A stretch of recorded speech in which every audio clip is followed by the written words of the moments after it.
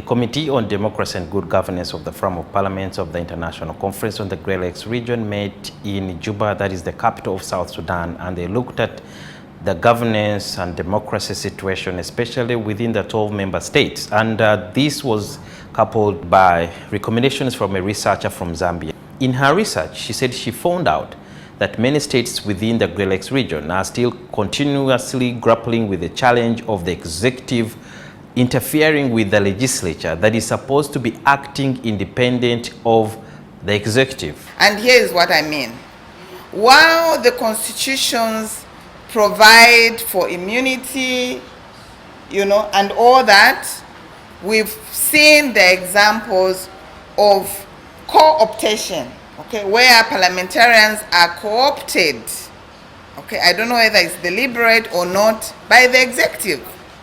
So when they go into parliament, they'll go and debate on behalf of the executive or pass laws on behalf of the executive, and not so much on behalf of the people. Onyango Kakoba is the Secretary General of the Forum. If the parliaments are sensitized and they know where their powers, then even the issue of saying that the executive is meddling may not arise. That's one thing that has to be looked into.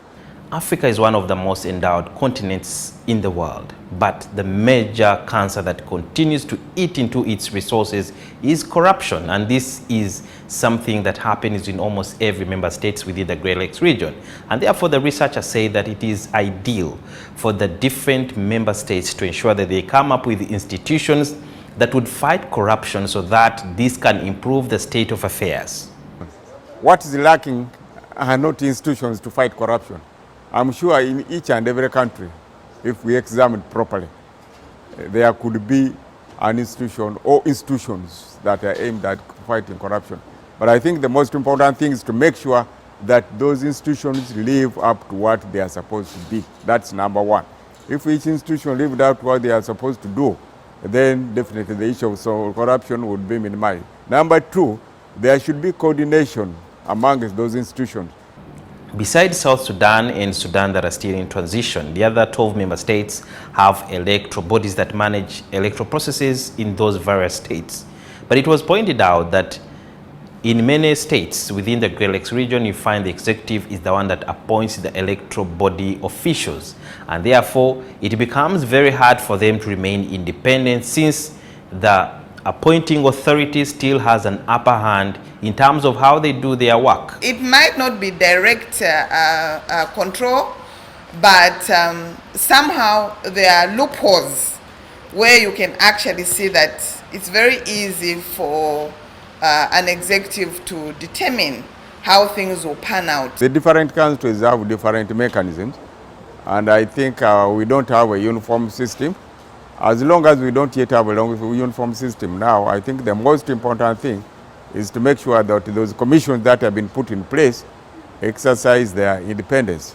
For sure, we have known of countries where election management bodies have been put into place, and they have taken up decisions that are in the interest of the public, irrespective of the appointing authority. And I think that's the most important thing.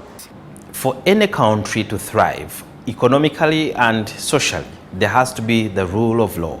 But the rule of law cannot be achieved when there is a dysfunctional judiciary. And therefore, it was pointed out that the judiciary needs to continue doing its work independent of the appointing authority, who is the executive. As the governments are operating and with the different arms, let the different arms respect each other and make sure that they give them space to do their work.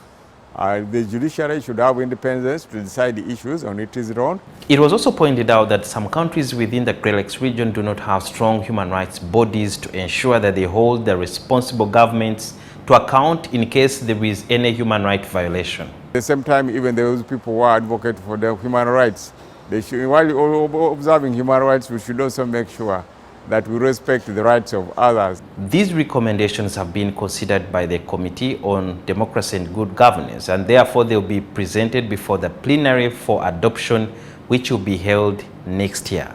Sudil Biarhanga, NTV, Juba.